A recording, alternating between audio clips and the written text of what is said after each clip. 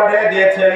ওই আল্লাহর গোলামি ছাড়া যদি পৃথিবীর বুকে কোনো মানুষ আল্লাহর বিধান ছাড়া যদি অন্য কোনো বিধান মানে, আল্লাহর গোলামি ছাড়া অন্য কারো যদি গোলামি করে, কঠিন কাল কিয়ামতের ময়দানে ওই ব্যক্তিকে অবশ্যই আল্লাহ রাব্বুল আলামিনের কাঠগড়ায় দাঁড় করাবেন। বলুন ঠিক কিনা?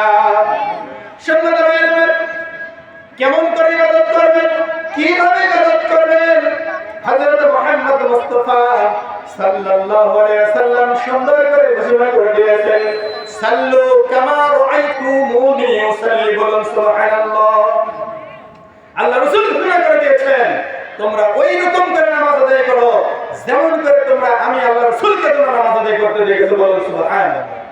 এখন আপনাদের মনে হতে পারে, রাসূল তো আমাদের জামানায় নাই, আমরা নামাজ আদায় করব কি করে?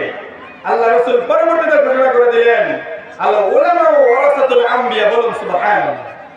তাহলে উলামায়ে কেরামগণ যেভাবে নামাজ পড়ার আদেশ দিয়েছেন, শিক্ষা দিয়েছেন, এই কোরআনুল কারীমের শিক্ষা যে প্রতিষ্ঠানে দেওয়া হয়, এই প্রতিষ্ঠানের সৌজন্যে আজকে মাহফিল আয়োজন করা হয়েছে। বলুন সুবহানাল্লাহ।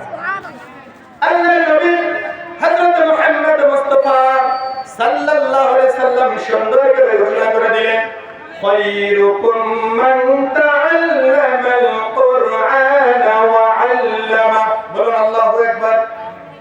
আল্লাহর নবী হযরত মুহাম্মদ মুস্তাফা সাল্লাল্লাহু আলাইহি সাল্লাম সুন্দর করে ঘোষণা করে দিলেন, তোমাদের মধ্যে ওই ব্যক্তি হলো সবচেয়ে উত্তম, সবচেয়ে মর্যাদাবান, সবচেয়ে বেশি প্রিয়, যিনি দুনিয়ার বুকে ইলমে দ্বীন শিক্ষা করেন, কোরআন শিক্ষা করেন এবং অপরকে ইলমে দ্বীন শিক্ষা দেন, অপরকে কোরআনুল কারীম শিক্ষা দেন। বলুন সুবহানাল্লাহ।